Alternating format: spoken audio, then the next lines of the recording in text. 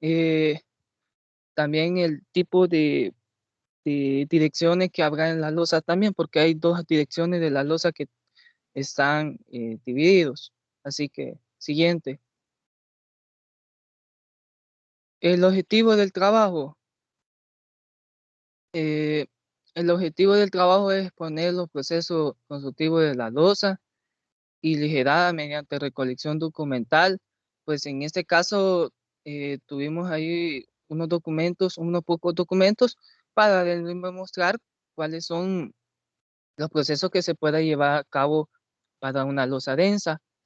También el objetivo principal, que la conceptualización, que sería qué es cada, ya sea cada palabra o cada proceso que se lleva, también el marco histórico y identificar los materiales de construcción que aquí, compañeros, les vamos a demostrar o se lo vamos a hacer saber qué tipo de herramientas se usa o qué tipo de materiales se usa para una losa densa. Así que hoy sí, vamos con el primer tema, que sería la losa densa. Todos se van a preguntar, ¿qué es una losa densa? Y podemos ver con unos 3 imágenes de ejemplo. Y hoy sí vamos con la definición. La losa densa es como una estructura de concreto armado o material prefabricado de sección transversal, reticular y llena o con lleno de huecos a poco espesor. Abarca una superficie considerable de piso y sirve para conformar piso, techo en edificio y se apoya en las vigas o muros. Puede tener uno o varios tramos de continuo.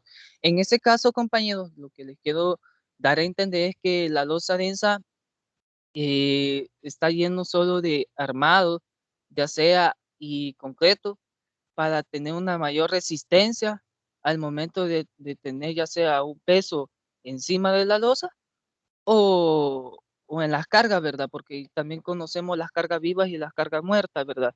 Y las cargas accidentales que pueden mantener encima de una losa. Así que vamos con el siguiente, que sería los elementos que conforman la losa. También se considera uno de los elementos más delicados en la construcción de edificaciones, ya que en una colocación incorrecta de acero y refuerzo puede llevarla a colapso y sin necesidad de un sismo o alguna carga accidental de cada paso, depende del futuro del comportamiento de la losa. También, jóvenes, eh, les vamos a dar y mostrar ya después de último, les voy a explicar las 2 direcciones que tiene una losa, así por imágenes o por foto, o también se lo voy a pasar por aquí en cámara para hacerles saber cómo es una losa, ya sea lleva solo una dirección o dos unidireccionales.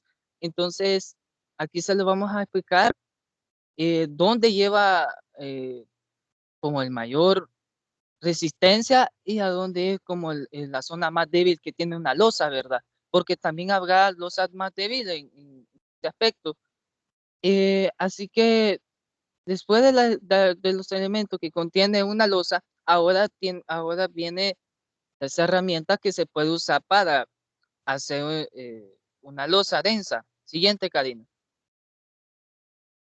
En este caso, las herramientas que se usará para la losa densa, todos conocemos que se usa el serrucho para cortar la madera, y el lápiz que ya sea para señalar de qué medida pueden cortar o pueden señalar, ya sea en madera, en techo o en también como lo usamos también en las clases, también en varillas que señalamos ahí la medida que se les vamos a cortar.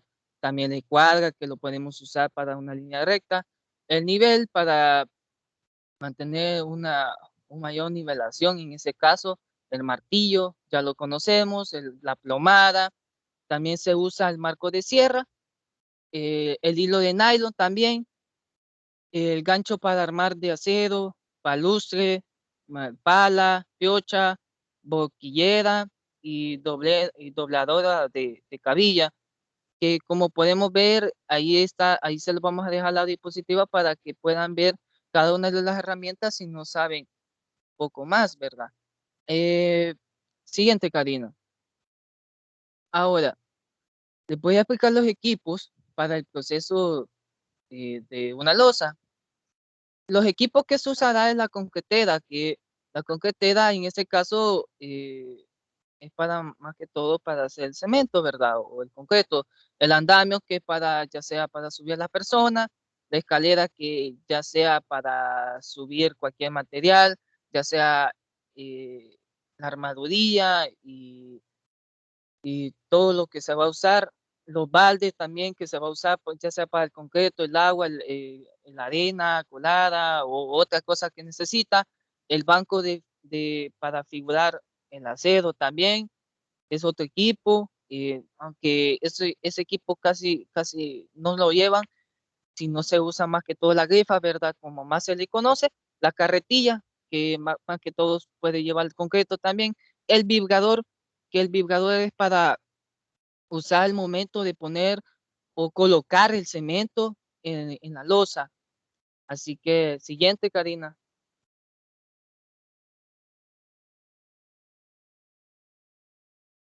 Bueno, hoy vamos con los materiales. Los materiales. En una losa siempre tiene que llevar refuerzo, en ese caso sería el acero, el más común, pero también eh, también como un elemento principal que tiene que tener una losa es la columna y la viga, ¿verdad? La columna ya debería estar hecha y la viga la tendría que hacer, ¿verdad? Con el espesor de la melodía. El concreto ya sea lo mandan a hacer o lo pueden hacer algunos, depende también, eso varía, depende también las personas, qué es lo más conveniente que lo puede hacer, aunque lo más conveniente, lo más recomendable es mandarlo a hacer, ¿verdad? También la madera, ya sea para colocar el espesor, el momento del espesor de la losa, los clavos que se usa, ya sea de 3 pulgadas, 2 pulgadas y 2,5. También las tuberías de PVC sanitaria, la tubería de PVC eléctrica, que al momento que vas a la instalación sanitaria eléctrica, en este caso, jóvenes, más que se le conoce, tiene que ya estar colocada. El alambre cocido, que es el número 18, el cemento, la arena, piedra picada y permeabilizante también. Ahora, viene otro caso. Me van a preguntar, y joven, ¿cómo puede ser ese proceso? Siguiente, Karina. Ahora, y aquí viene ya el proceso para hacer una losa densa. Ahora, para hacer una losa densa, tiene que saber si la losa la va a hacer unidireccional o la va a hacer una dirección. Yo les voy a explicar de último, más que todo en cámara para que vean ustedes cuál es la diferencia de esos dos. Ahora, el primer paso que se procede para hacer una losa densa, el primero se procede a colocar los encofrados. Los encofrados son estructuras para sostener ya sea a la losa al momento de echarla, ¿verdad? Para que quede madura. En este caso, el encofrado puede ser de madera o puede ser también de metal. Siguiente, Karina. Aquí en esta imagen, aquí les vamos a darle a demostrar un poco que ahí está también, vamos a poner la colocación de puntuales. Ahí como podemos ver, ahí está uno de madera en esa imagen y el otro imagen está de metálico. Principalmente en los dos se usa, en los dos se usan. Más que todo, lo más recomendable es usar metálicos. En la madera sí lo usan bastante personas, pero lo más recomendable lo usan los puntuales. Ajá. Así que siguiente, hoy vamos con el tercer paso. Me van a preguntar cuál es el tercer paso. Pues el tercer paso es la colocación de la armadurilla, ya sea el acero. El acero es para la mayor sostenibilidad de una losa, ¿verdad? Ya sea en momentos de tener mucha fuerza durante la losa para mantener un peso debajo de ello, ¿verdad? Eh, para hacer una losa, también en los planos le dice a cada cuánto lo van a colocar cada varilla. eh, y, y también la distancia que va a tener la losa. Todo lo dice en el plano. Ahora, el cuarto paso. ¿Cuál es el cuarto paso? Karina, siguiente. El cuarto paso es la colocación de tubería y conductores eléctricos.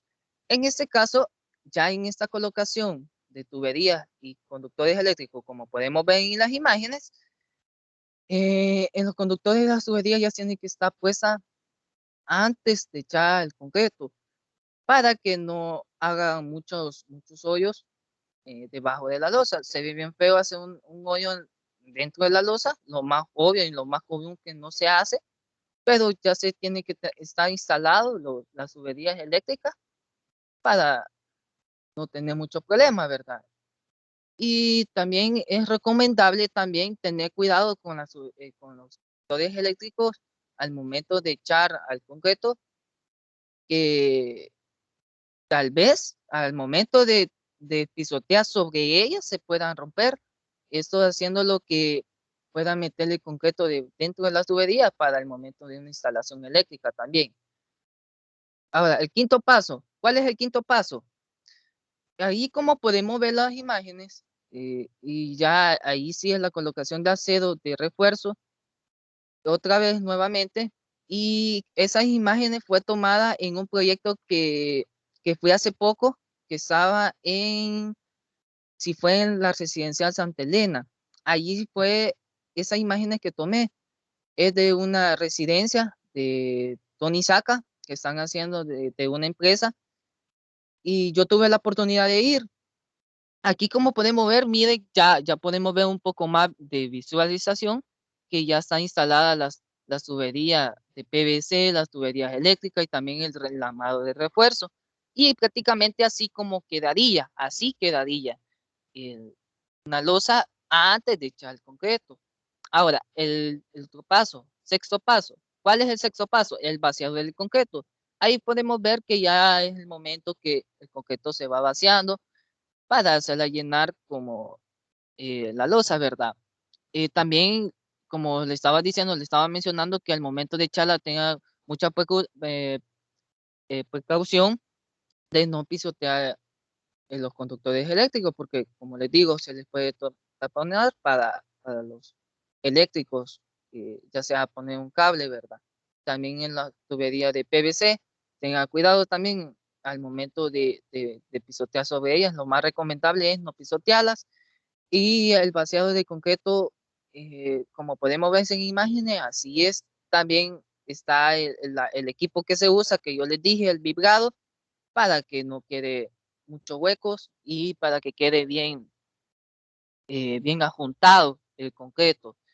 Ahora, ¿cuál es el séptimo paso? Todavía falta. El séptimo paso, ya al momento de echar el concreto, ahora viene el curado del concreto. El curado del concreto tiene que durar de 28 días o 21 días el curado del concreto, aunque generalmente lo hace 28 días. ¿Qué se hace el curado del concreto? Se le echa agua a toda la losa para que se mantenga fresco, y eso es para que tenga una mayor resistencia y un mayor trabajo la losa, ya sea en ese caso. Aquí como podemos ver las imágenes, aquí podemos ver que la losa está fresca y debajo hay una figura echándole un señor agua sobre la losa, como podemos ver. En el octavo paso, todavía está el octavo paso, casi el último prácticamente. Es el momento de despuntalamiento y el de desenfocado. En ese momento es cuando ya pasa de los 28 días el curado, ahora viene el desmantamiento. Tiene que quitar toda la madera, todos los encofrados y todo lo que sostiene la losa.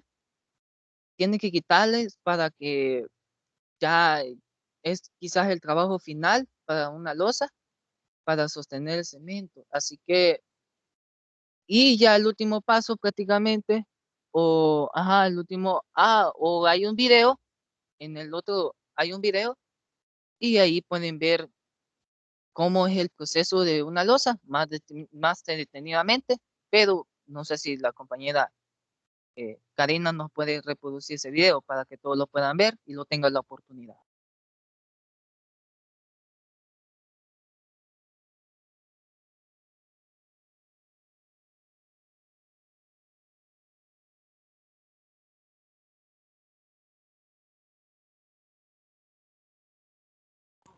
No sé si tienes sonido, pero no se escucha. Sí, tiene sonido, solo como sonido de fondo. Ah, ok. Ajá. No sé si quiere con sonido, ingeniero. No, si solo es música, no hay problema, pueden dejarlo así. Vale, está bien.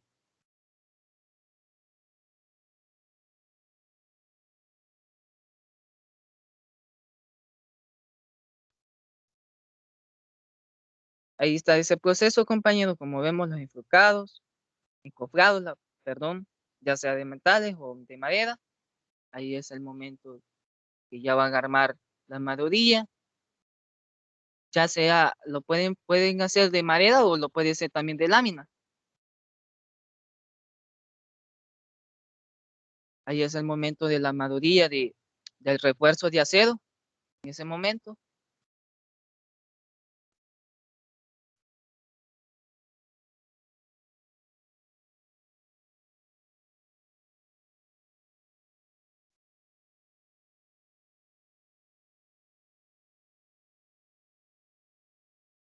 Y como podemos ver, va reforzada con las vigas también. Tiene que estar reforzada.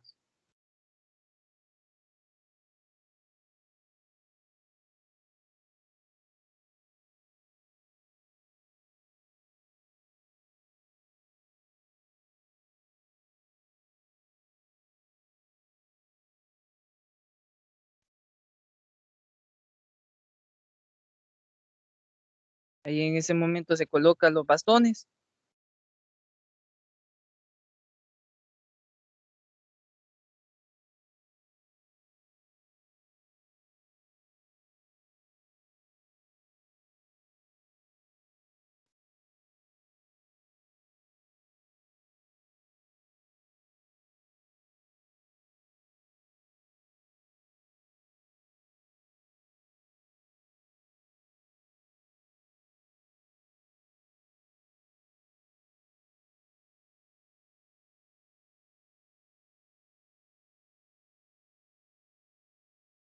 Luego de la mayoría viene el concreto, como podemos ver, jóvenes, y como ver, ingeniera.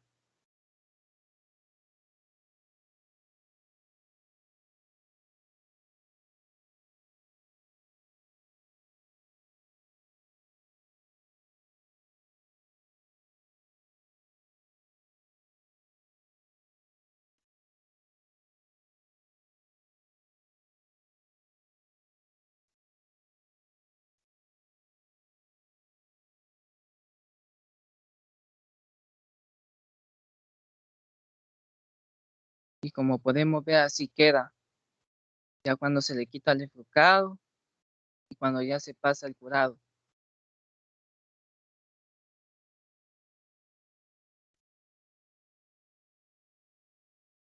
Así que dejo el último tema, el otro tema, la losa aligerada, a mi compañera Karina.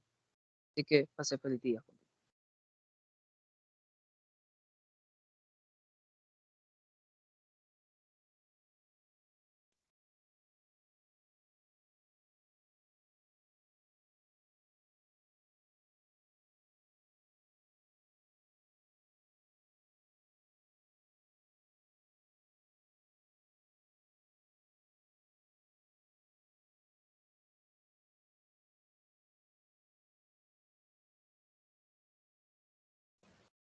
Buenos días, compañero. Yo les voy a hablar acerca de las losas aligeradas. Las losas aligeradas son un tipo de losa que son hechas de concreto y otra parte que se reemplaza por otros materiales como lo es cajones de madera, poliestreno o esferas. En la imagen podemos ver un pequeño ejemplo de lo que es una losa aligerada. Bueno, los elementos que conforman las losas. Una losa aligerada está conformada por lo que son las vigas, los nervios, los bloques de diversos materiales que son a lo que llamamos bovedillas, pero ya les voy a explicar. Bueno, y de ahí el acero de refuerzo y el concreto de la losa. que va a ser vaciado. Las herramientas que se usan para la elaboración de una losa, los de primer uso son el serrucho, que es para cortar las maderas y poder armar lo que es la cimbra, carretillas para poder transportar lo que es el concreto, una escuadra, escalera para subirnos al área de trabajo, martillo, lápiz para marcar, marco de sierra con sierra, que también nos serviría lo que es para cortar y el armado del encofrado y la cimbra. El acero, donde comúnmente se usa acero de 3/8, depende del tipo del espesor de la losa que vayamos a armar. Pala, piocha y una cinta métrica.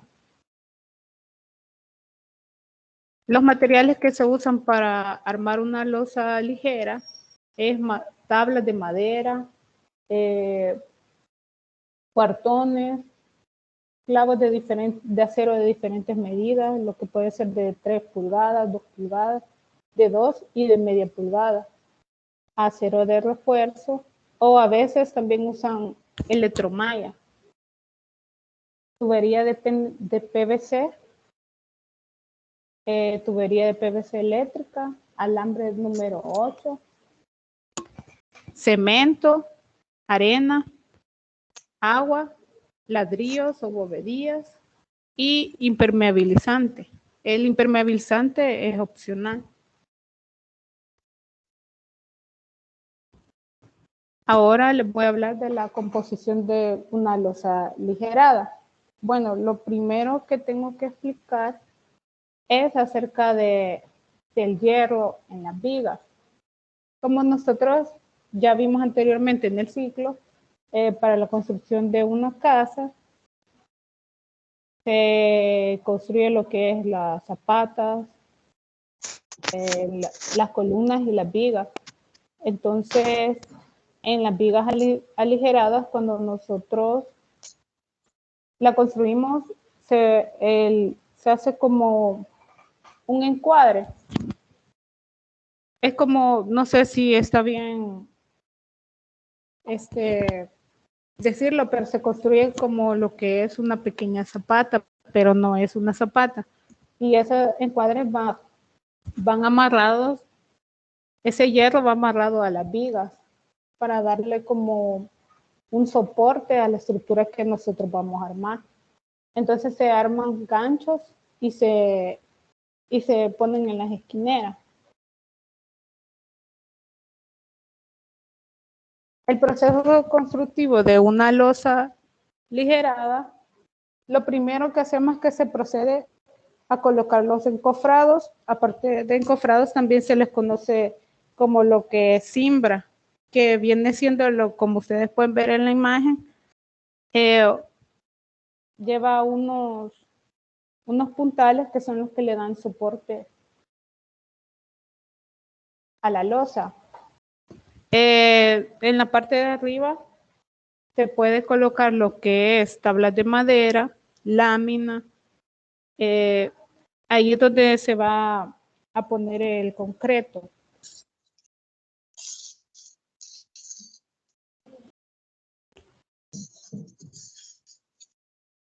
Como ya les había dicho, en el punto 2 es donde se colocan los puntales. Pueden ser de madera o pueden ser también metálicos.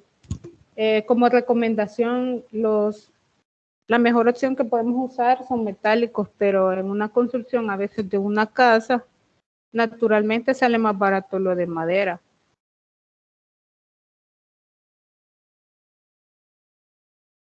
En el tercer punto, en la diferencia entre una losa densa y una losa ligera es de que se procede a colocar lo que son ladrillos, como se les conoce, como bovedilla. Entonces, son como ladrillos que tienen como un espacio Pueden ser también cajones de madera o los más usados son de poliestireno, que son unos materiales que sirven para reemplazar el concreto. Es decir, estos materiales, la bovedilla sirve para que la losa sea más ligera y no tenga mucho peso. Entonces, antes del vaciado del concreto, se colocan las bovedillas y eso hace que haya unos espacios y evita el pesor. En el paso número 4 tenemos lo que es la colocación de armaduría. En este paso es donde colocamos lo que es el acero. Como ejemplo puedo decir que podemos usar acero de 3/8. Hacemos lo que es la medición, el cálculo. El cálculo en una construcción está a cargo de un estructurista, que es la persona que nos va a decir las distancias y qué tipo de materiales vamos a usar y la altura de la losa. Entonces, ya teniendo puestas las bovedillas, lo que se hace es que se coloca el acero de refuerzo. El acero de refuerzo es el que va amarrado a lo que son las vigas.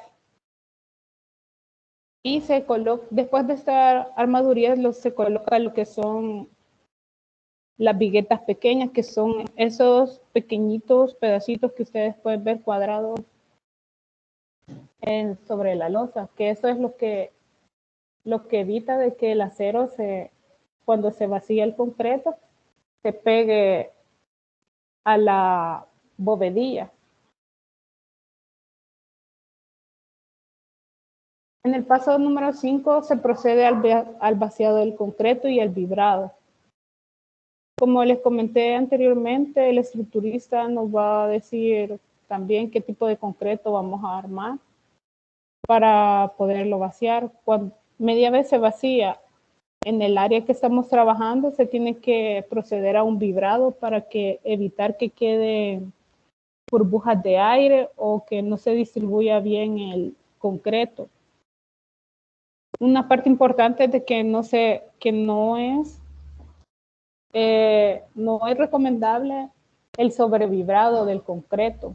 O sea, tiene que ser una manera, no un tiempo estipulado. En el paso número 6 vamos al curado. Al igual que la losa densa, los curados pueden ser desde 7 a 28 días, en el cual se recomienda de que se moje en la mañana o en la tarde.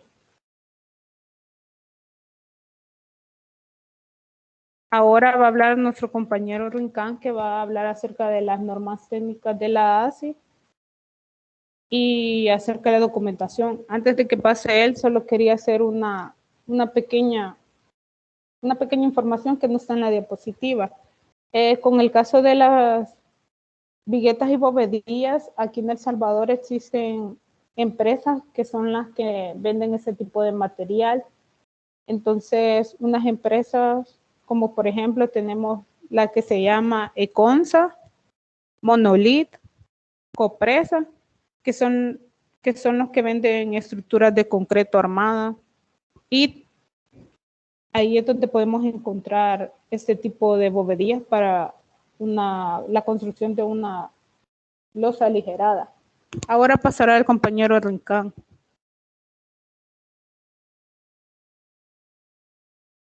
Buenos días compañeros y arquitectas, no sé si me alcanzan a escuchar. Buenos días. Sí, nada más les quedan 5 minutos para terminar. Yo les voy a hablar un poco sobre las normas técnicas de la ASI. Algunas, no porque en realidad son bastantes que tenemos que hablar, ¿verdad? Pero por el tiempo les voy a hablar de algunas. Dice que las normas técnicas de la ASI para las losas tensas no debe de ser mayor de 6 metros de longitud. Quiere decir de que si ya puede ser esto quiere decir de que una losa por el espesor no puede ser más de 6 metros de longitud, porque o si no, tendríamos que ponerle ya refuerzos y medio, ¿verdad? Para que pueda resistir por el peso. Dice que no debe ser mayor a 25 centímetros de espesor para una losa densa. Esto quiere decirte que el espesor del concreto, por lo mismo, no debe de ser muy grueso, por decirlo así, porque, o si no, ya el peso de las columnas ya no resistiría mucho por el peso, hay que sumarle las cargas vivas y las cargas muertas. Por eso nos dice la ASI que una de las recomendaciones es esa.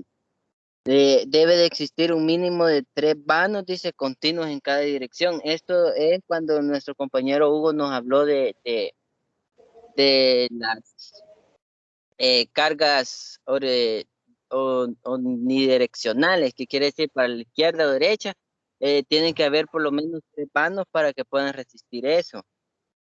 Los paneles de la losa deben ser rectangulares, dice, con una relación entre la luz mayor y menor, medidas, dice, de centro a centro de los apoyos en panel, no mayor a 2 metros. Es de los que le he estado hablando, es de lo que le hablé de los vanos. Tienen que haber una medida de 2 metros para que pueda resistir la losa por el espesor. Todas las cargas deben ser únicamente gravitacionales y estar uniformemente distribuidas en todo el panel. Las cargas vivas no deben exceder 2 veces la carga muerta, dice, no mayorada. Esto quiere decir que las cargas vivas, que seríamos nosotros, ¿verdad? Los que, por decirlo así, un ejemplo, seríamos nosotros que andemos en la losa, ¿verdad? No debe de ser mayor hacia las cargas muertas. Por lo mismo, por el peso de que tenemos que ver, el peso que va a resistir la losa. La otra diapositiva, compañera.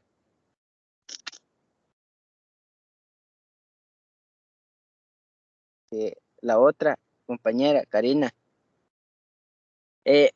Ahorita les voy a hablar una de las ventajas de las losas aligeradas a base de vigueta y bovedilla. Dice, una de las ventajas es, dice, que es la que son las que autosoportan, dice, lo que quiere decir que se elimina la cimbra de contacto, únicamente requieren de un apuntalamiento al centro de los claros, los que vuelven mucho más económicas y que pueden construirse mucho más rápido comparado con la losa rectangular y las losas macizas, dice. Son unas excelentes opciones para las edificaciones con claros pequeños como los de una casa habitacional. Esta es una ventaja que nosotros podemos obtener, es que en la economía nos sale más barato construir una losa densa, una losa aligerada, porque para una casa nos sale más económico por el tipo de material que nosotros ocuparíamos, sería más barato, por lo que la compañera Karina nos acaba de mencionar, lo hiciéramos más barato, es una ventaja, la economía. Una de las ventajas de las losas aligeradas a base de vigueta y bobería sería, la desventaja es que no funcionan muy bien para los claros muy grandes, ya que empiezan a requerir viguetas de mucho peralte, dice. Otra desventaja que más bien es funcional, dice, es que a veces hacen ruido, dice, durante el proceso de dilatación y contracción. Estos ruidos son provocados por la bovedilla que cruje, y como el área de bovedilla es mayor que una losa reticular, estos ruidos son más notorios, pero no representan de ninguna manera una falla en la estructural. Esto quiere decir de que cuando se está haciendo el curado de la losa, ellas van a crujir, van a hacer un ruido, van donde se están ellas como curando, donde se están secando prácticamente, por decirlo así. Ellas se van a hacer un ruido, pero no quiere decir de que va a fallar ella, sino que el ruido y no es bueno para para un edificio demasiado grande, porque ella va ¿cómo les podría decir? Ella va no va a soportar el peso por lo que tenemos que ver. Otra.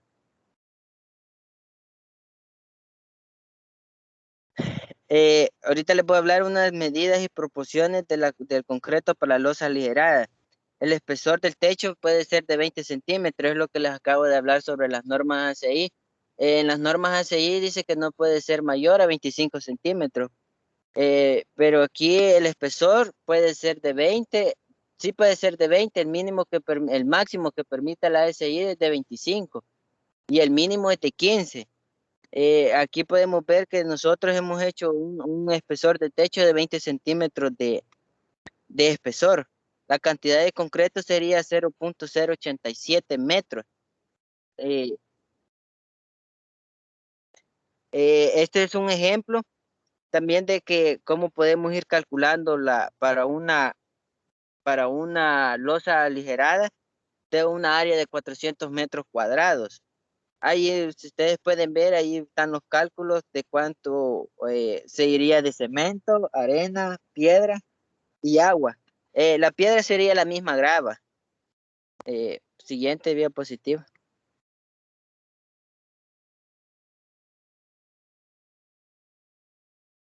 Ahorita les voy a hablar un poco sobre la proporción de la mezcla del concreto. Dice, se debe calcular la resistencia indicada en los planos. Dice, para una losa de 2 a 3 pisos, por lo general, la consistencia de la compresión del concreto es de 175 kilogramos sobre centímetros cuadrados. Al igual que en las vigas y en las columnas, sobre la superficie cuadrada de concreto de 1 centímetro de lado, se puede aplicar una carga de 175 kilogramos antes de que se rompa. La proporción es que para una bolsa de cemento, una de arena gruesa, uno de piedra chancada, o sería la misma grava, y la cantidad de agua necesaria para obtener una mezcla pastosa. La cantidad de agua varía según sea el nivel de humedad en que se encuentra la arena y la piedra. Si está totalmente seca, la cantidad de agua será necesaria es, es de por lo menos 40 litros de agua, pero si está bastante húmedo será necesario unos 20 litros de agua por bolsa de cemento. Todas estas normas, todo esto que yo les acabo de leer es lo que nos da el ingeniero estructurista sobre cómo nosotros tenemos que hacer el concreto que va a llevar la losa. Vaya, hasta ahí lo voy a detener porque ya se les acabó el tiempo. Así que no sé si van a cerrar con algo. Solo con la conclusión. Ok. En la conclusión, nosotros con este trabajo hemos podido concluir que según la presente investigación, dice, las losas de esas, dice, son armadas de concreto y pueden ser usadas como techo o plafones o pisos, dice, según necesario que vayan apoyadas en lo que es en paredes o en las columnas y vigas. También tenemos lo que es una losa aligerada, que son comúnmente usadas en las construcciones de vivienda, ya que aligeran el peso sobre la estructura. Solamente eso. Gracias. Ok, gracias al grupo. Antes de que se me olvide, vayan a la plataforma, por favor, y marcan la asistencia de la clase. Antes de que se vaya a cerrar, tienen 10 minutos. Así que, por favor, vayan y márquenla. Aquí una pregunta. ¿El trabajo lo subimos ahorita en el espacio que puso hace semana? Sí, ahí. Va. Ahí tienen que entregar. Va. Estuvo bien, ¿verdad? Sí, hoy ya nos dieron más información, más técnica. Hoy está mejor. Gracias. Sí, está mejor. Bueno, recuerden que si usted no me ha enviado la encuesta contestada por sus compañeros, eso le resta nota a su exposición, ¿verdad? Porque hasta ahorita, después de casi un mes exponiendo, 3 clases, solo 2 me han mandado y cada clase se las he pedido. Así que eso es parte de la nota de cada grupo y si usted no la envía, pues eso va a tener 0 en esa nota, ¿verdad? Así que ya se lo dije en cada una de las clases anteriores y siguen sin enviarla. Ok, gracias al grupo de losas densas. Densas y aligeradas, ¿verdad? Como hablaban ellos, es parte de toda una construcción de varios niveles, el tener que construir losas. Ellos hablaban de 2 en específico, que eran los que yo les había solicitado, Hay muchísimos más tipos de losa en la actualidad, hay muchísimos más materiales, más ligeros, menos pesados que estos tipos de losa de los cuales nos hablaron los compañeros, ¿verdad? Así que, siguiente grupo, por favor, escaleras. ¿Quién va a compartir pantalla? Que comience a compartir su presentación. Jonathan, será ahí. Aquí. Ok.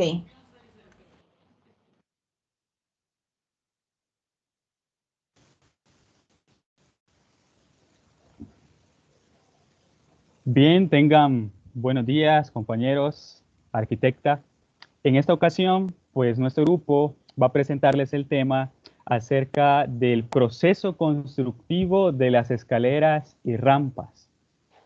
Ahí ustedes pueden ver los integrantes de nuestro grupo y en esta exposición, pues buscamos que todos aprendamos cuál es el proceso que nos conlleva hacer una escalera y rampas. Pero antes de ver toda esta información, es necesario conocer algunos aspectos básicos de esto, como la historia, detalles por medio de las normas que nos ayudarán a luego poder entender de una mejor manera el proceso constructivo de esta estructura. Ahora, para esta exposición, pues tenemos algunos objetivos que queremos tener en cuenta en el transcurso de esta. Por ejemplo, uno de los objetivos que buscamos es conocer el proceso de elaboración de rampas y escaleras. Pero otro objetivo, que es el específico, es aprender a utilizar las distintas normas. Debemos de conocer estas normas para luego poder hacer una correcta elaboración de estas rampas y escaleras. Por otro lado, debemos de conocer el proceso constructivo, el uso de los materiales que vamos a utilizar. Esto, a su vez, nos ayudará a poder hacerlo de una buena forma. Ahora, como les decía, antes de conocer el proceso constructivo, es importante que conozcamos, por ejemplo, la historia de las escaleras. ¿Desde qué momento de la historia humana se ha visto esta construcción? Bueno, para el desarrollo entonces de esta parte, está preparado nuestro compañero Kevin Santos.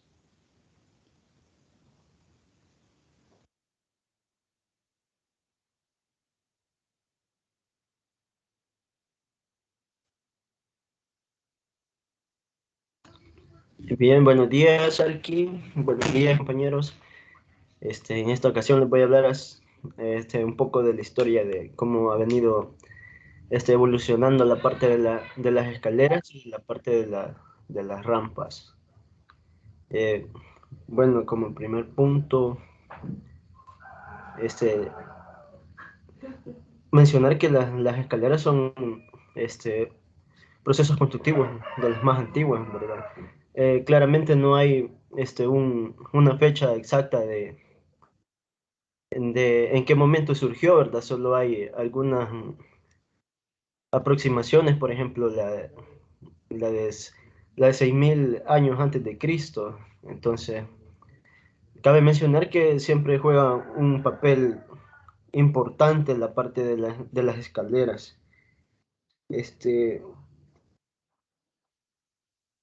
También en Mesopotamia y en Egipto también se registran algunas,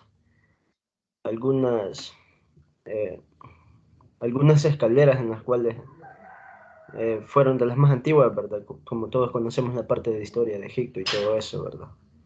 Entonces, las primeras escaleras fueron de las partes más registradas, fueron la parte de los troncos. Y pues, cabe mencionar que la parte de eso fue en la parte muy antigua, o sea, esas fueron las primeras escaleras que el ser humano ha elaborado, ¿verdad? Entonces, pero ustedes se preguntan cuál es la función de la escalera, la función. La función de una escalera les voy a decir, les voy a explicar así fácilmente. es proporcionar acceso a niveles superiores. Y como ven en la imagen, pues viene evolucionando, ¿no? Y pues en la parte de las otras escaleras es la de caracol. En las primeras fueron en las de castillo. Jonathan, retrocede la imagen, por favor. No, la anterior. La anterior. Ajá, esa, correcto. Les comentaré un poco sobre eso, ¿verdad? Las primeras escaleras de... No, no la pases. Déjala del castillo. Jonathan, la anterior. Jonathan. Ajá, esa. Les mencionaba ahí que las primeras escaleras en forma de caracol fueron en castillos, pero eso fue para eventos militares, digamos. Si se fijan en la parte de la imagen, no tiene como un pasamano, digamos, una parte que te proteja que no se vayas a caer. Entonces la misión de ellos era que la parte, el ser que está en la parte inferior, al momento de tener la lucha fuese más fácil de que esa persona cayera por el precipicio. Entonces esa era una estrategia elaborada por ellos. Siguiente, Jonathan. Jonathan, siguiente. Vaya, entonces les voy así como les he venido comentando acerca de las escaleras, también la evolución de eso, ¿verdad? Rigna de Londres comenzó a diseñar escaleras en vidrio y acero inoxidable que daba a las escaleras un aspecto futurista y elegante. Rigna era una arquitecta importante de la parte de Europa. Entonces, eh, la evolución de las escaleras ha venido pasando a través del tiempo, ¿no?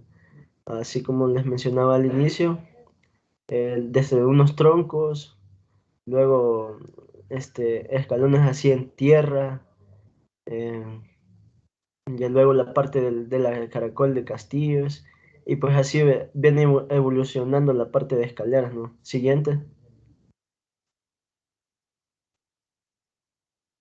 Pues, y ahora en eso, que la escalera mecánica se puede considerar un dispositivo de transporte y fue inventada por G.C. Reno en 1897 en Nueva York, en Estados Unidos. Ahora, pues, en los centros comerciales es lo más, es, es donde vamos a encontrar ese tipo de escaleras, ¿verdad? Ese nos facilita, incluso nos hace conformistas, ¿verdad? A cada uno de nosotros. E incluso esa es una idea innovadora, la verdad. Pues comentarles que sobre eso,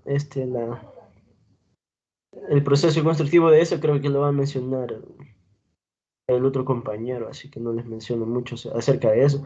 Pero sí, esa es ahorita es uno de los ejemplos más evolucionistas, ¿verdad? Siguiente, Jonathan. Jonathan, siguiente. Bueno, en este caso les voy a hablar acerca de las rampas, como ya les mencionaba Jonathan al inicio, que vamos a hablar acerca un poco de las escaleras y las rampas. Bueno, ahora vamos con lo siguiente. ¿Qué función cumple la rampa? Una rampa es un plano inclinado, un elemento arquitectónico que tiene la función de comunicar dos planos de distintos niveles. Eso quiere decir de que, por ejemplo, a veces normalmente en una, digamos, si ustedes tienen una casa de dos niveles, y quieren crear como una rampa para que una persona con discapacidad pueda acceder a ello, se hace una serie de cálculos para poder, este, efectuar esa rampa, pero también tiene ciertos porcentajes, ciertos parámetros que los compañeros les van a mencionar dentro de poco. También les voy a mencionar un poco sobre la rampa. ¿cuál es la finalidad de la rampa? Y pues eso es reducir el esfuerzo necesario para elevar un peso y pues viceversa, puede pasar para que objetos puedan bajar fácilmente. O también podríamos utilizarlo en la parte de líquidos, por ejemplo, a veces en la parte de desagüe, ¿verdad? En la parte de aguas lluvias, en esa parte donde funciona también la parte de rampa. Siguiente, por favor, Jonathan. Jonathan, siguiente, por favor. Aquí no sé si se me escucha bien. Un ratito se le entrecortó, pero ahorita ya se escucha bien.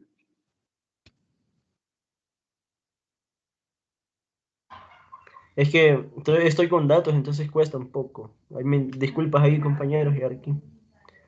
Las rampas helicoidales normalmente se utilizan en la parte de estacionamiento, ¿verdad? Cuando se quiere acceder a otro nivel. Entonces, la función de ellos normalmente siempre se va a encontrar en eso. Pues, no sé si mis compañeros les van a explicar acerca del proceso constructivo de eso, pero ese tipo de rampa es muy importante al momento de elaborar un diseño de un edificio, en los cuales vamos a tratar acerca de estacionamientos de automóviles. Eso es bien, como decirle, es muy importante en la parte de a veces cuando no hay mucho espacio para hacer estacionamientos así en suelo raso. Entonces nos involucramos en ese sentido, ¿vea? Y pues espero que les ayude un poco a conocer el tipo de rampas. Siguiente, Jonathan. Pues esas son las rampas planas. Esa es la otra, es que existen dos tipos, las helicoidales y las rampas planas. Entonces, las rampas planas normalmente se encuentran así en, en las partes rasas, ¿verdad? Pero a veces hay unos pequeños desniveles que necesitan. Normalmente se hace para personas que, que tienen discapacidades, ¿verdad? Entonces, eh, para eso se hace un diseño y se hace de acuerdo a parámetros de normativas, perdón, en criterios de diseño, ¿verdad? Cabe mencionar que la rampa tiene, por ejemplo, para personas discapacitadas hay un porcentaje requerido de pendiente, y una parte ancha, y en las partes de los descansos. En esta rampa no hay un descanso anda alrededor de entre 1 metro a 1,20. Eso permite que a la persona pueda tomarse su tiempo al momento de acceder hacia otro nivel de piso. Eh, Creo que eso es todo. No sé si hay otra, Jonathan.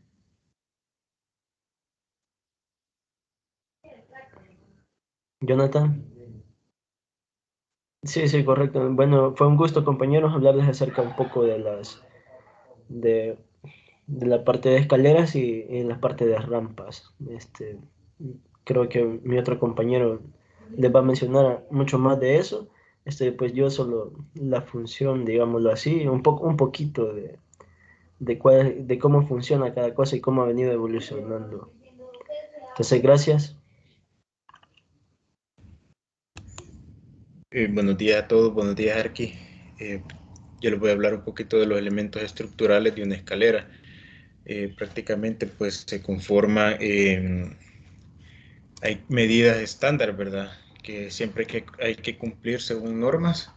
Entonces pues debemos de saber que el ancho mínimo de una escalera ronda los 90 centímetros, ¿verdad? Eso es como mínimo. En la altura, pues debe de tener 18 centímetros, que a esa altura se le llama contrapaso, que prácticamente sería como la grada, ¿verdad? Que es la parte que ustedes pueden ver en la imagen, en la imagen izquierda de arriba, pues aparece detallado prácticamente las partes que conlleva y tiene una escalera. Tiene el contrapaso y tiene el ancho de paso o el paso, como le llaman en algunos lugares.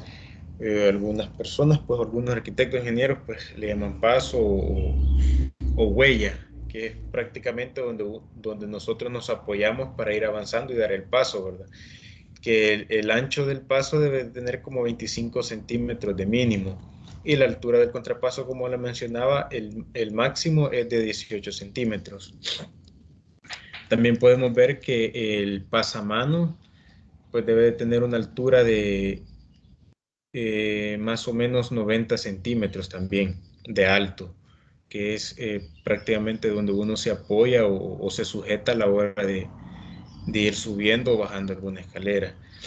La otra parte importante también que forma la escalera es el descanso, que es la parte la parte ancha, que digamos sería una extensión de una grada, ¿verdad? O sea, prácticamente esto sirve como para tomar un aire, un respiro al momento de que uno se cansa cuando uno va subiendo alguna grada. El mínimo de ancho del descanso debe de ser de 90 centímetros. Y como pueden ver, pues igual, acá siempre aparece el ancho de paso, del paso huella, a la altura del contrapaso, que siempre dice como máximo de 18 centímetros. ¿Me ayudas pasando la diapositiva, por favor?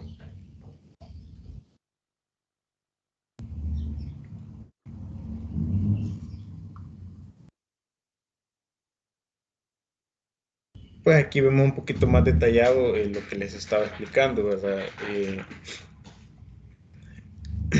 Del lado izquierdo pues se muestra lo que son las partes siempre, donde aparece el escalón de arranque, la contrahuella, la huella, que es lo que les mencionaba, pues le llaman contrapaso, paso o huella, que es lo que es cuando uno al momento de subir una grada, pues donde uno se apoya para ir avanzando. El descanso, que siempre va a ser como mínimo el doble de una grada, ese podría ser un mínimo para un descanso. Si ustedes se fijan en una imagen, aparece el descanso un poquito más ancho. Esta es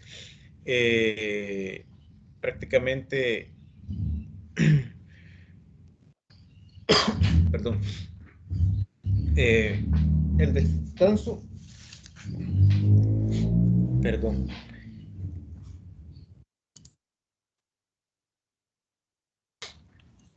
como les decía, el descanso en esta imagen que ustedes pueden ver es un poquito más ancha de lo que es la huella, ¿verdad? Pero siempre tiende a ser un poquito más grande a modo de tener un poco más de espacio para descansar o tomar un aire. Siempre se muestra la imagen del pasamanos y el voladizo, ¿verdad? El voladizo, pues como ya se conoce igual en las losas, es la parte que queda sobrando después de la huella. Ese voladizo pues va a depender de lo que es el diseño que se haya hecho según el arquitecto lo haya planteado, ¿verdad? ¿Me ayudas pasando a la diapositiva, por favor?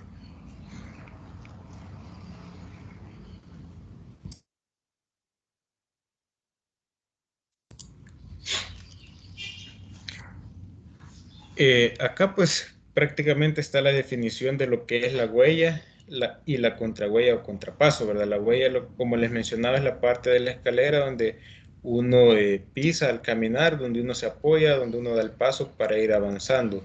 La contrahuella es la parte de la grada, ¿verdad? Lo que sube en forma vertical.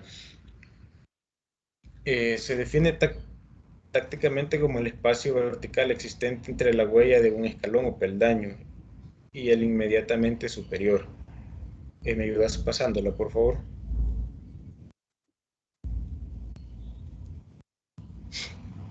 Aquí, como vemos, pues vemos los diferentes tipos de descanso que puede haber.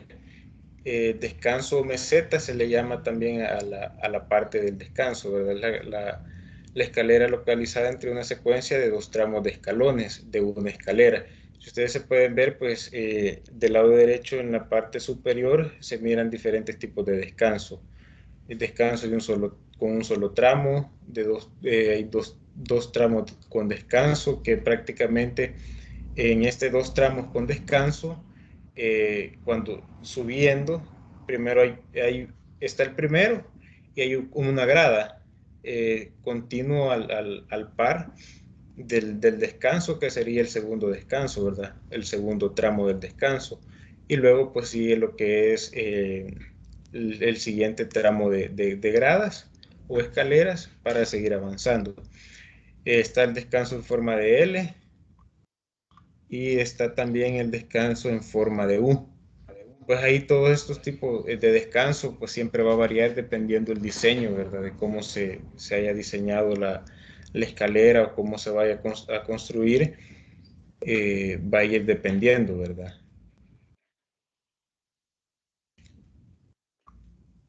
Pues de mi parte solamente esto sería con el tema de lo que son las escaleras y pues solamente no sé si hay alguna pregunta, alguna duda sobre esto que les acabo de mencionar. Si no, pues seguimos avanzando con el siguiente compañero.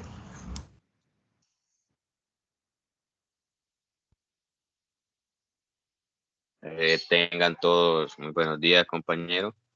No sé si me logran escuchar. Sí, Justin, se escucha bien. Bueno, muchas gracias, Arqui. Bueno, yo les voy a hablar un poco sobre lo que son las normativas nacionales de aquí, de nuestro país. Vamos a hablar un poco sobre las normativas de OPANS y las normativas del CONAID. Nos dice que para las rampas en los cordoneados, según OPANS, tienen que ser de fácil circulación para personas discapacitadas, como en silla de ruedas. Y nos dice que tienen que ser antideslizantes. Por otro lado, nos dice también que su pendiente máxima debe ser del 10%. No tiene que ser mayor a esa pendiente, tiene que cumplirse. Puede ser menor, pero no tiene que ser mayor. Esto según lo que nos dice OPANS en sus reglamentos. Ahí nos dice prácticamente nos está diciendo lo mismo. Sin embargo, CONAID nos especifica que las rampas tienen, en este tipo de cordoneados, tiene que tener una estrías de 1 centímetro con una profundidad de 3 centímetros. De 3 centímetros. Ya más adelante les vamos a mostrar una imagen con un ejemplo de a lo que se refiere estrías, por si ustedes no las conocen o no saben diferenciar ese tipo de acabado que se les realiza. Ahora les voy a hablar un poco sobre los análisis de las disposiciones para rampas. Esto ya son para rampas ya peatonales, ya no solo las rampas que se realizan en los cordones y arriates, sino que ya son rampas convencionales. En estos apartados nos dicen que tienen una poca variación de acuerdo al apartado de rampas para los cordones. En OPANS nos dice básicamente lo mismo, que tienen que ser antideslizantes con una pendiente no mayor al 10%, debe tener un ancho de 1.20 metros. También en este apartado nos dice que la máxima proyección horizontal es de 9 metros. Esto se refiere al largo que tiene que tener de máximo la rampa. Si esta rampa nos dice que si esta rampa es mayor, se deberá construir un descanso de 1.20 metros. Esto según las normativas que nos menciona OPANS. Pero mientras que en CONAID nos dice que la pendiente máxima debe ser del 8%. Es aquí donde varía un poco las normativas, tanto en OPANS como en CONAIP. Nos dice que en CONAIP nos dice que debe tener una pendiente máxima del 8%, mientras que en OPANS nos dice que tiene que ser una pendiente no mayor del 10%. Al igual que en OPANS, CONAIP nos dice que la longitud debe ser de 9 metros como máximo. Si este tramo es mayor, se tiene que realizar descansos de 1.50 metros de longitud. También OPANS nos dice que, CONAIC nos dice que si es posible y si el terreno y los supervisores lo permiten, el ancho de la acera, de la rampa, tiene que ser de 1.80 metros. Esto para permitir la circulación de 2 sillas de ruedas a la vez. ¿Puedes pasar la presentación, por favor?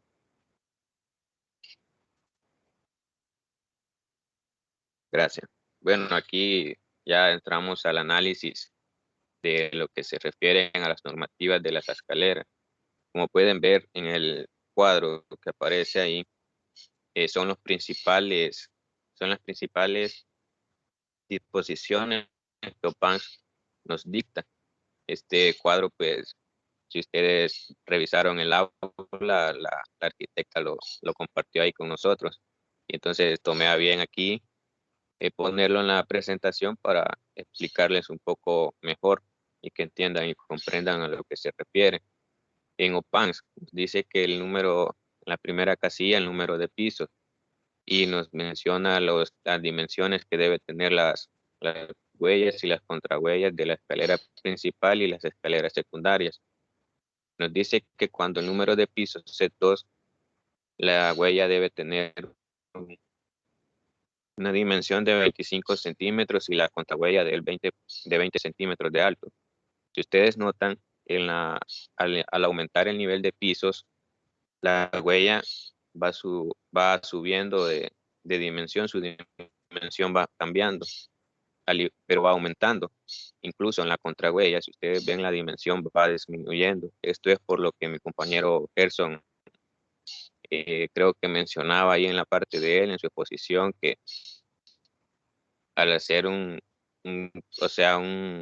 escalera para un edificio, como un ejemplo, ¿verdad?, de 10 pisos, 15 pisos, y que pues imagínense, todas las tramos tuvieran la misma contrahuella, una contrahuella, por ejemplo, de 30 centímetros, que ya el tramo sería demasiado cansado recorrerlo. Entonces, es por eso que cuando se de 5 niveles o más, la contrahuella mínima tiene que ser de 15 centímetros para que el tramo no sea, el recorrido que nosotros hagamos no sea demasiado cansado y no tengamos que estar estirando el pie 40, 30 centímetros para subir las demás escaleras.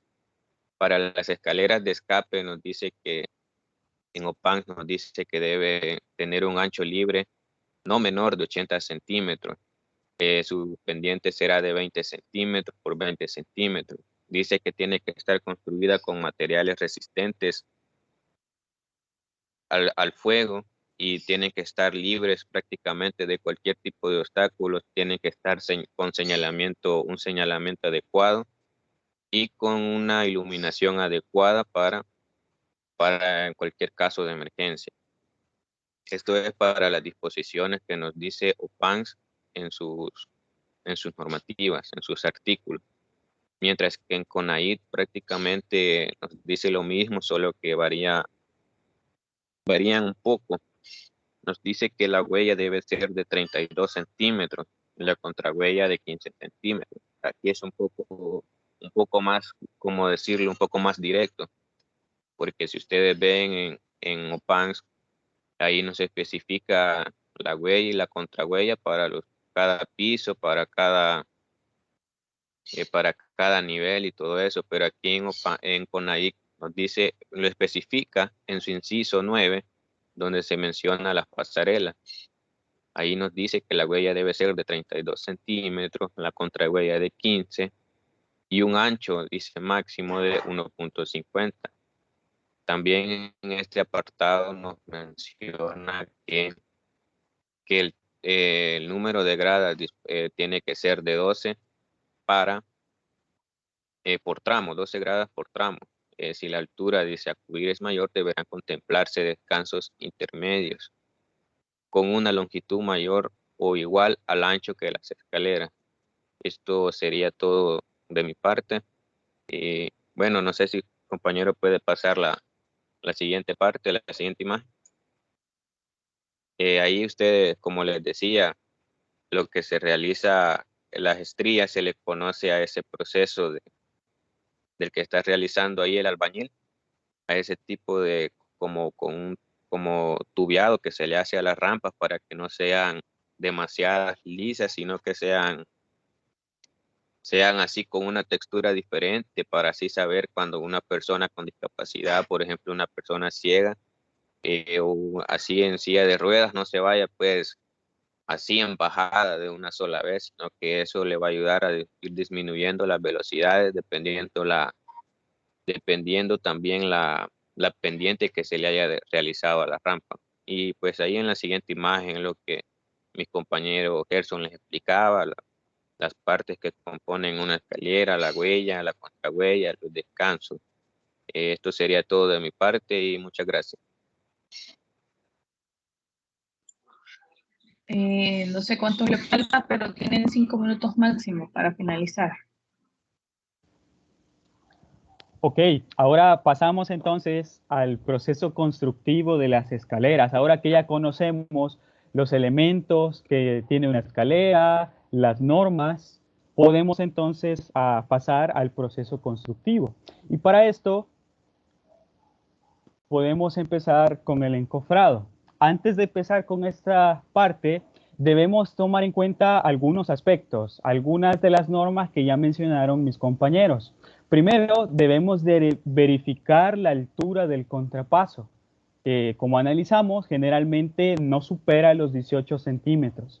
Pero también debemos verificar la profundidad del paso, que como vemos no suele ser mayor a 25 centímetros. Pero ¿por qué es importante que nosotros antes de empezar el encofrado tomemos en cuenta estos aspectos? Bueno, porque si nosotros cometemos un error en este aspecto, en el trazado, podríamos tener escaleras muy inclinadas, demasiado estrechas, muy largas o incómodas para el tránsito. Ahora, pasemos entonces al trazado, que nos llevará posteriormente a lo que es el encofrado de una escalera. Para esto, debemos verificar la superficie del muro que se encuentra a un extremo de la escalera. Debemos de marcar el inicio y el fin del tramo que vamos a trazar. Si ustedes notan en la imagen, vemos ahí cómo está trazando lo que es la escalera. Y para que nosotros podamos hacer esto, a la distancia vertical se le debe dividir entre el número de contrapasos, que como ya explicaron nuestros compañeros, es la parte vertical o la altura que va a llevar cada tramo de la escalera. Ahora, con estos puntos de referencia y con la ayuda, como se muestra ahí en la imagen, con la ayuda de una cinta y un nivel de caja, debemos entonces hacer el trazo respectivo. Y luego vamos a empezar a trazar el fondo de la escalera o la base de la escalera, teniendo en cuenta que el espesor mínimo es de 15 centímetros o el que ya se especifique en los planos. Ahora entonces que hemos trazado nuestra escalera, procedemos entonces al encofrado de esta. Y para esto vamos a seguir la línea que marca nuestra base de la escalera y vamos a proceder a armar la rampa, que esto va a servir de base para el encofrado. Y luego de esto se van a encofrar los contrapasos, que como ustedes notan en la imagen, se les pone 2 reglas a cada extremo del contrapaso, esto para que no se muevan, que se mantengan fijos. Cuando ya tenemos estas 2 reglas a cada extremo del contrapaso, vamos a proceder a poner un refuerzo en el eje o en medio de lo que es la escalera. Esto ayudará a que cuando estemos vertiendo el concreto, nuestro encofrado se mantenga fijo en el lugar y los contrapasos. Ahora entonces, hasta este punto, tenemos el encofrado de nuestra escalera. Procedemos entonces a colocar el hierro de nuestra escalera. Esto se coloca la armadura de acero longitudinal y transversal que va en el fondo de la rampa. Esto debemos recordar que debemos colocar los dados de concreto que nos van a garantizar el debido recubrimiento que debe llevar nuestra escalera. Luego se coloca el acero superior, bastones de una longitud que debe estar indicada en el plano de estructuras. Y en el extremo inferior y superior de las escaleras deben haber mechas, por así decirlo, para que nuestra escalera se adhiera a la losa de concreto. Esto para que trabajen en conjunto y no estén separadas. Y ahí podemos ver en la imagen superior cómo debe ser la correcta colocación de estos refuerzos. Ahora entonces que tenemos la colocación del hierro, pasamos a la preparación y vaciado del concreto. El concreto a usarse pues puede ser de la misma calidad que el de las columnas y el de los techos. Ahora, una proporción que pudiéramos considerar recomendable puede ser una proporción 2:10, o lo que es igual a una bolsa de cemento por 2 de arena por 2 de grava. Esta puede ser una proporción recomendable para utilizar en nuestras escaleras. Cuando ya tenemos nuestra proporción, nuestro concreto, procedemos a vaciarlo. Pero antes de iniciar este vaciado, debemos humedecer con agua el encofrado. Esto evitará que la madera seca absorba el agua del concreto. Ahora, si vemos en la imagen, podemos ver la forma en la que podemos transportar nuestro concreto. Puede ser mediante cubetas, pero eso sí, que estas cubetas deben estar limpias para evitar cualquier contaminación de la mezcla. Pero también el concreto se debe empezar a vaciar por la parte más baja y debe terminarse por la parte superior. Si vemos en la imagen que está abajo, vemos que el vaciado va de abajo hacia arriba de la escalera. Pero, ¿por qué es importante hacer esto? Bueno, porque si nosotros vaciamos el concreto en sentido contrario, es decir, de arriba hacia abajo, el concreto se va a resbalar por la rampa de la escalera y esto va a producir una separación de las mezclas. El vaciado debe hacerse también de manera continua, hasta terminar toda la escalera. Así que antes debemos de haber medido la cantidad de concreto que vamos a utilizar para, por decirlo así, no quedarnos a media en el vaciado de nuestro concreto. Ahora, durante este proceso, pues debe compactarse el concreto con una vibradora. O si en el proyecto no se cuenta con una, podemos hacerlo también con una varilla de acero. Y si recordamos, esto es importante hacerlo para que no haya bolsas de aire, por así decirlo, en nuestro concreto, y esto afecte posteriormente su resistencia. Y por último, el desencofrado debe hacerse después de 7 días. Este será el tiempo durante el cual pues debemos de mojar el concreto con bastante agua para evitar rajaduras en él y así garantizar el buen desarrollo de la resistencia. Ahora, quizás en este momento quizás han quedado algunas dudas de cómo es este proceso, pero para aclararla pues tenemos el video. No sé si Arqui tengo tiempo para ver el video, dura 5 minutos, si no me equivoco. No, en realidad ya no. Ahí páseles el enlace por el chat para que lo puedan ver, porque si no el otro grupo no va a poner. Ok, entonces hasta aquí sería nuestra exposición. Espero que les haya quedado claro estos diferentes aspectos. Muchas gracias.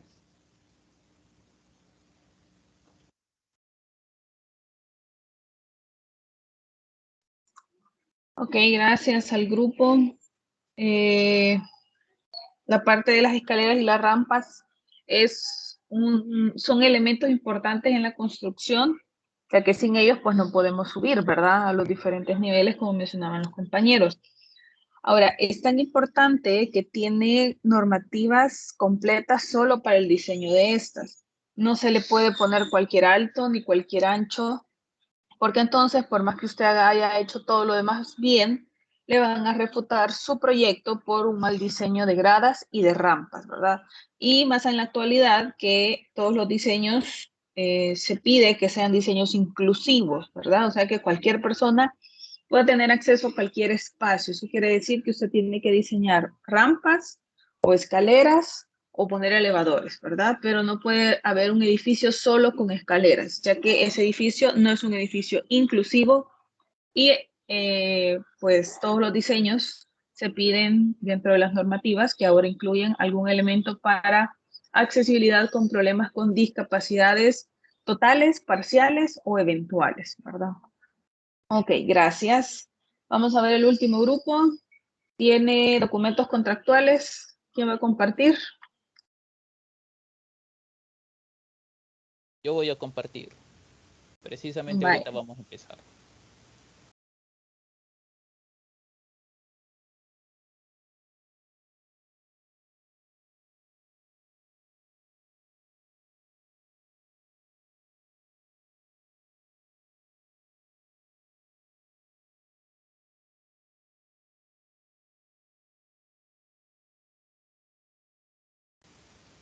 ¿Se ve? Ahorita ya se ve. Excelente. Comenzará el camarada Oscar.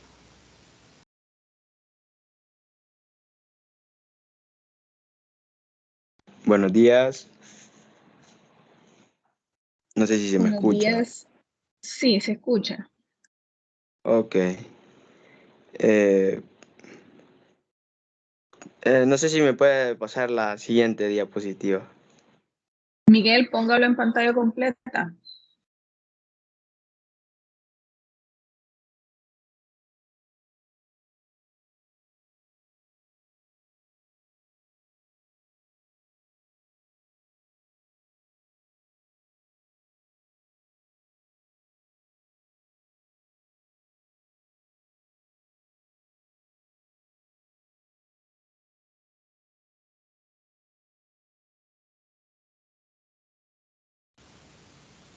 Ahora sí está en pantalla completa, ¿verdad? Sí, Sí. ahora sí. Bueno, nosotros somos del grupo de documentos contractuales de construcción. Mi nombre es Oscar Amaya y empezamos con lo de la introducción. Dice, en el presente trabajo se expondrá la información investigada sobre el documento de contratación de construcción, recopiando todo el contenido de qué es lo que son, cuándo se utilizan en el origen de la elaboración, quiénes intervienen en su elaboración y las leyes que se someten en esta práctica, las diversas exigencias esenciales a su existencia y a su estructura. Analizaremos un ejemplo del documento de contratación, que sería la siguiente diapositiva. También están los objetivos generales. El objetivo general es exponer legal y la práctica referente a la elaboración de documentos contractuales de construcción. El objetivo, exponer el contenido de la información específica de acuerdo a los requerimientos y sujeciones que le dan la utilidad a los documentos contractuales de construcción. Y el objetivo, por último, presentar las interacciones con casos reales donde los documentos contractuales de construcción son aplicados. Y ahora sí está el ejemplo. En la siguiente diapositiva.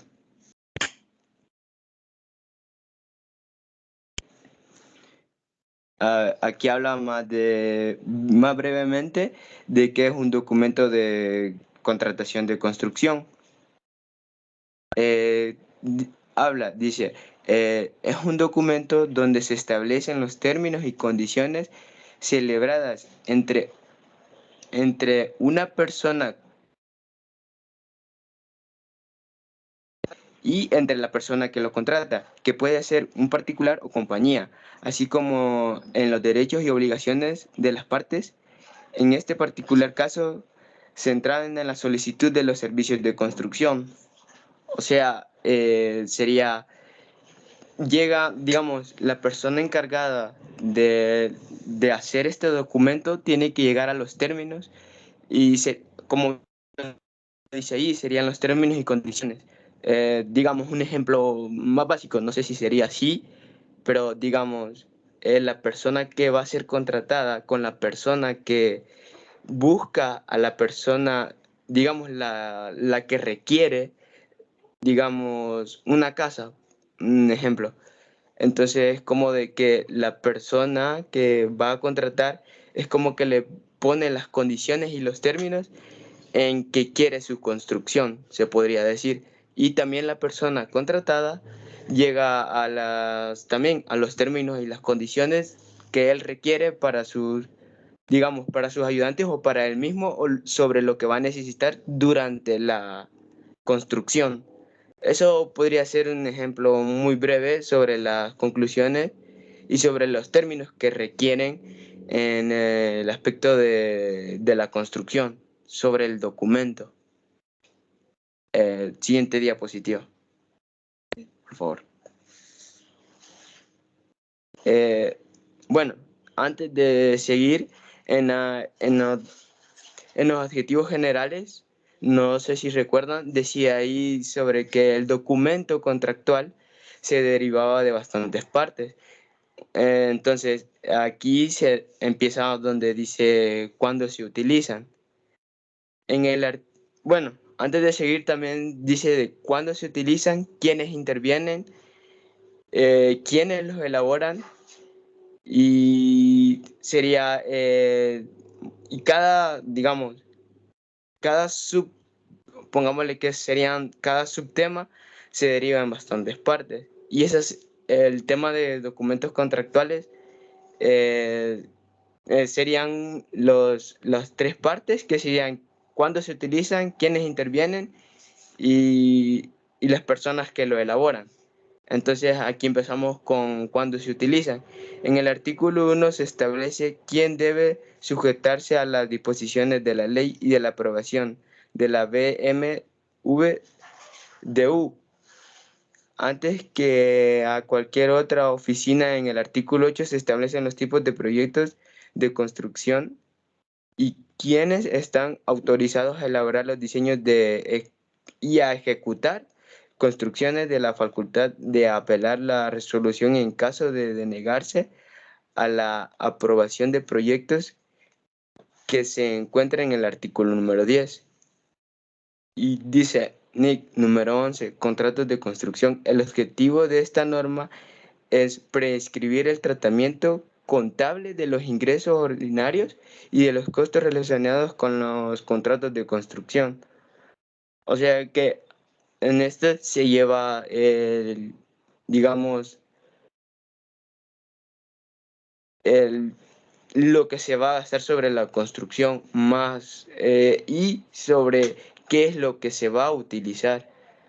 En el artículo 10 lo dice. Entonces, bueno, pero más detalladamente, como dice en el número 11, los contratos de construcción, el objetivo de esta norma es prescribir el tratamiento de los ingresos.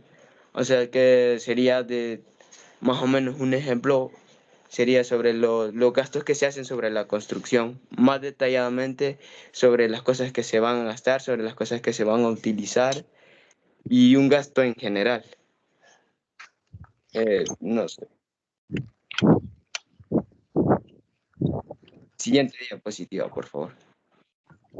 Carlos David, se le ha activado su cámara.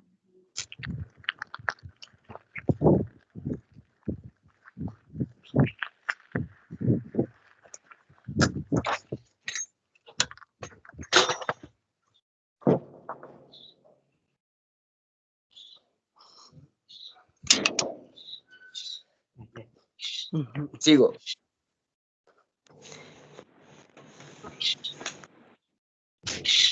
mamá me acaba de llamar, más que yo.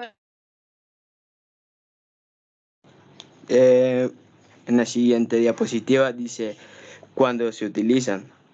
En el artículo 22, el trabajador está obligado a reclamar el patrono el otorgamiento del respectivo documento. Dentro de los 8 días, al día que empezó a prestar sus servicios, si el patrono se negara a otorgar el trabajo, deberá ser finalizado en el plazo que se refiere el inicio anterior a comunicar a la Dirección General de Trabajo o más tardador dentro de los 8 días del siguiente secretario. Bueno, aquí detalladamente habla sobre, dice en el artículo 22, habla sobre el derecho que tiene el trabajador. No sé si me logran entender que sería sobre, como bien dice, ¿no? O sea, todo trabajador tiene derecho a un sueldo y tiene derecho a un descanso, ¿no? Entonces, pues, aquí hablaba más detalladamente en el artículo 22 sobre eso, sobre que, pues, el trabajador, digamos, necesita, bueno, si se va a apelar y si se va, digamos, el jefe, podría decirse así, el jefe de construcción, no, digamos, no requiere a los derechos de nosotros, se podría decir así, porque pues en realidad no se respetan, porque pues, bueno, un ejemplo claro sería de que en empresas demasiado grandes, digamos, cuando se trabaja por contrato, que serían de cierta cantidad, digamos, de 1 a 2 años o 1 año lo mucho, pues sí requiere de un contrato porque se trabaja o sea, es poca la cantidad que se va a trabajar. Y si es solo, digamos, un trabajo pequeño, digamos, de una casa, pues no necesariamente se necesitaría. Pero en realidad, como lo dicen los artículos, pues sí se tendría que necesitar. Porque pues sí habla sobre el derecho que tenemos nosotros, bueno, el derecho que tienen los trabajadores sobre el trabajo. Entonces, el ejemplo sería de que nosotros, bueno, o sea, no se requiere, digamos, hablar sobre ese documento cuando se está en lo de un trabajo, en lo de un proyecto grande. O sea, en lo de un proyecto pequeño no se requiere mucho sobre un documento así, porque pues lo mismo, o sea, digamos, un proyecto pequeño, no es necesario tener un documento, firmar, hacer constancia de que estoy trabajando por tales horas y así, lo que conlleva el documento. Pero si ya sería un documento demasiado grande, pues sí se requiere, porque ya se validar de que se ha estado trabajando y sobre el servicio que ha prestado uno. Entonces, así sería sobre el artículo 22. Y dice, la dirección acusará al recibido correspondiente si los avisos resultan las contradicciones en caso de recibirse en un solo. El director general mandará inmediatamente a practicar una investigación al lugar de trabajo pendiente en designar este afecto y delegando lo suyo. Siguiente diapositiva, por favor. Nada más, les quedan 15 minutos y solo Oscar ha hablado, ¿verdad? Así que Ok, por eso les dije. pasa el compañero.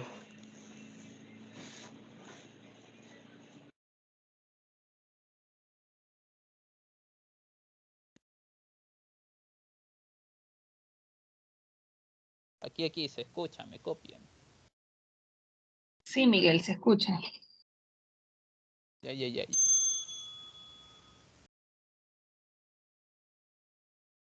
Bien, sobre la elaboración de los documentos contractuales. Ahí alguien tiene que elaborar el documento. Esto no puede ser al aire ni tampoco hay una fórmula por sí misma. La persona encargada de dar seguimiento a la ejecución del documento contractual, sea contrato u orden de compra, se llama administrador de contrato. Es esencial tener a alguien que sea conocedor no solo de las normas internacionales de contratación de construcciones, que ya recientemente las hemos visto, sino que también que sea conocedor de las leyes locales que aplican para los derechos de los trabajadores y también sobre el conteo de fondos. A ustedes les habrá sonado mucho que en diversos medios se habla sobre malversación de fondos y corrupción en precisamente obras de construcción. Bueno, es precisamente porque en unos casos o hay desconocimiento sobre la elaboración de estos contratos, o en el peor de los casos, si hay conocimiento sobre la elaboración de estos contratos y existe un provecho oportunista de parte de funcionarios corruptos. Esto corre específicamente por la elaboración del documento de contratación, reside la responsabilidad sobre el administrador de contrato. En otros contextos se llama administrador de orden de compra. En cualquier caso, dicha persona deberá hacer valer la adecuada y correcta y oportuna ejecución de la obligación contractual.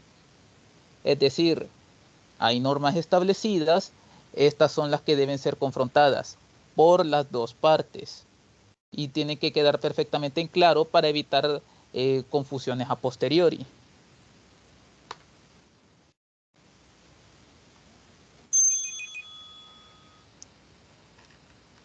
En la elaboración de estos documentos no solo interviene el que los elabora, intervienen diversos tipos de personas. Aquí tenemos precisamente en el cuadro que estamos viendo en este momento diversas personas que intervienen con funciones específicas. No siempre se intervienen todas estas personas. A veces hay más, a veces hay menos, dependiendo del contexto.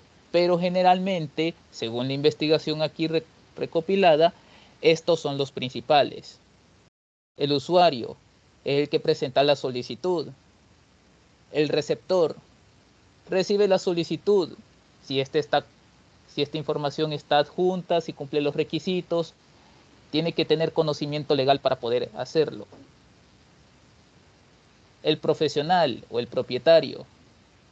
Este usuario es el que cancela las colecturías habilitadas por el trámite a realizar. Este es el que maneja todo el dinero, el que tiene que, tramitar todos los gastos, el que los hace valer bajo no solo la firma personal, sino que también bajo la firma de la entidad a la que representa. Está el jefe regional o el coordinador, cuando tratamos de entidades más amplias. Los técnicos revisan los documentos y se encargan propiamente de su obra, de aquello que les ha sido encargado para hacer. Hay comités de resolución de trámites. Estos son los que analizan precisamente todo el documento elaborado y son los que analizan el documento elaborado y lo representan hacia la entidad que le corresponde, la entidad que se hace responsable de la obra. Cada entidad, digamos, propietaria y constructora tiene su propio comité.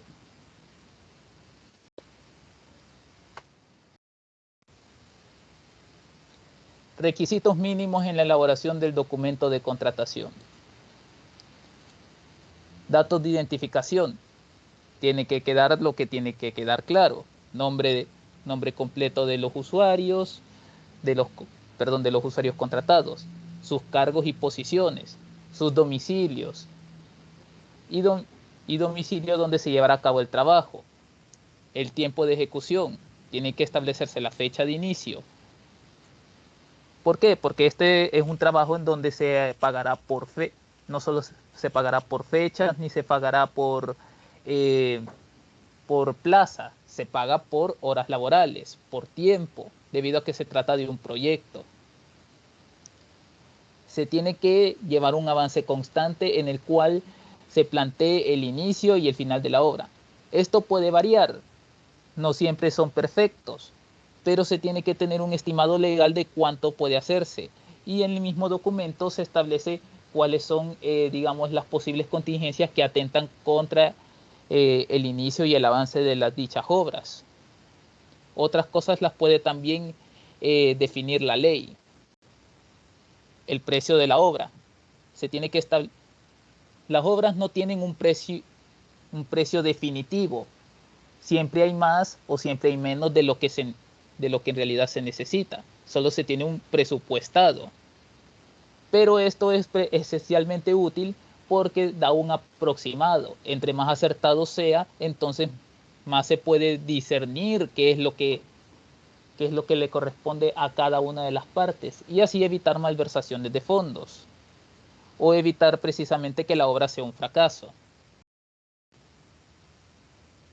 Están las obligaciones de las partes, lo que se compromete cada funcionario que va a intervenir en la obra, qué es lo que va a hacer el dueño y el propietario, cuánto va a poner, qué es lo que va a hacer los técnicos, los ingenieros, qué es lo que van a hacer los administradores, los abogados, qué es lo que van a hacer los peones incluso. No puede quedar ningún puesto vacante. Todos tienen que ser, todos los que intervienen directamente tienen que quedar específicamente cubiertos. Las condiciones de trabajo también tienen que estar presentes. Los días laborales, los horarios, las garantías que poseen, los motivos de la contratación tienen que estar precisamente establecidos y la jurisdicción en donde, vamos a ver, la jurisdicción es la que explica cuáles son las leyes específicas que se someten, digamos, aquí en El Salvador. No es lo mismo las leyes de El Salvador para la construcción que las leyes de México o las leyes de Estados Unidos o las leyes de España o las leyes de Colombia o de cualquier sitio que se les ocurra. Tienen que haber requisitos legales que se deben cumplir aquí. Es más que nada eso, un proceso legal. El documento también tiene que tener estructura. Debe quedar establecido cuáles son las características de las personas que intervienen y que son contratadas, como el nombre, el sexo, la edad, el estado civil, profesión, oficio, residencia, nacionalidad y otras características que son típicas de estos documentos. Tiene que quedar también el número y lugar y la fecha de expedición de las cédulas de identidad personal de los contratantes. Cuando no estuvieran obligados a tenerla, se habrá mención de cualquier documento fehaciente o se comprobará la identidad mediante los dos testigos que también firmarán el contrato. Hay cosas que no son necesariamente obligatorias en todos los contextos, pero se necesita siempre respaldo legal de todo ello. Está permítame.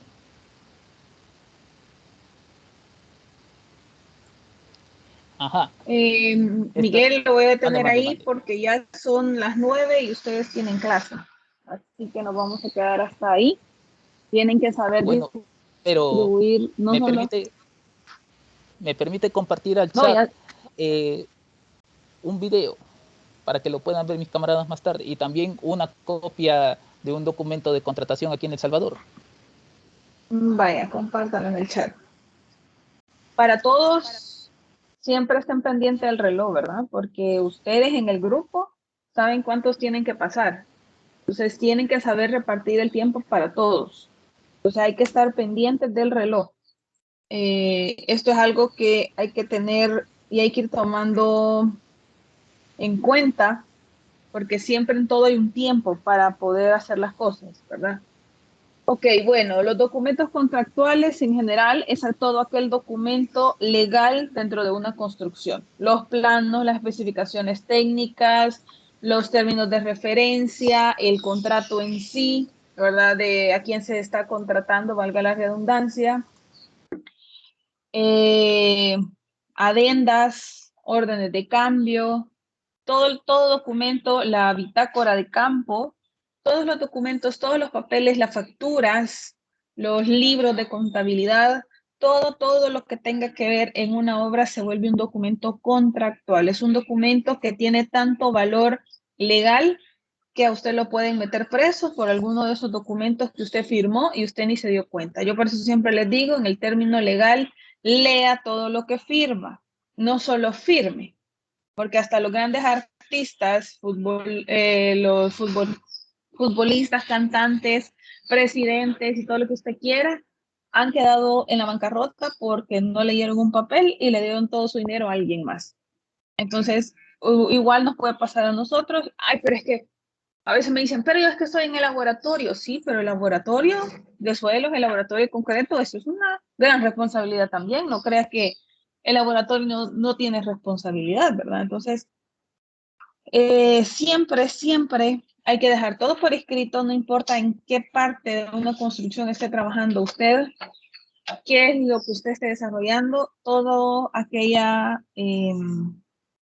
lo que le digan que hacer, que se lo dejen por escrito, porque después le van a decir, no, yo no le dije eso, o sí le dije eso y no era así, ¿verdad? Entonces, todo hay que dejarlo por escrito, eso es el único valor que pueden tener. Nada más recordarles, tienen su proyecto final, ahí está el enlace, quien lo tenga ya lo puede entregar ya y queda libre de eso, quien no, ahí está la fecha límite para que usted lo entregue, ¿verdad? No se vaya a quedar sin entregarlo, eso vale 30% de su nota, ¿verdad? Así que tiene un buen valor dentro de del módulo, así que no es un documento, no es una tarea como las otras que no entregaron, esto vale muchísimo más que cualquier otra tarea que usted pudo haber realizado. Recuerden, cuando sus compañeros ya hayan respondido las encuestas, usted me tiene que mandar a mí el Excel que da después de haber hecho todas las encuestas que ustedes les han dado, ¿verdad? Que era lo que les he pedido. Bueno, nos vemos mañana. Primero Dios, se cuidan y hasta mañana, niños. Feliz día. Muchas gracias aquí, Gracias, buenos Arquímedes. días. Gracias. Adiós. Chao.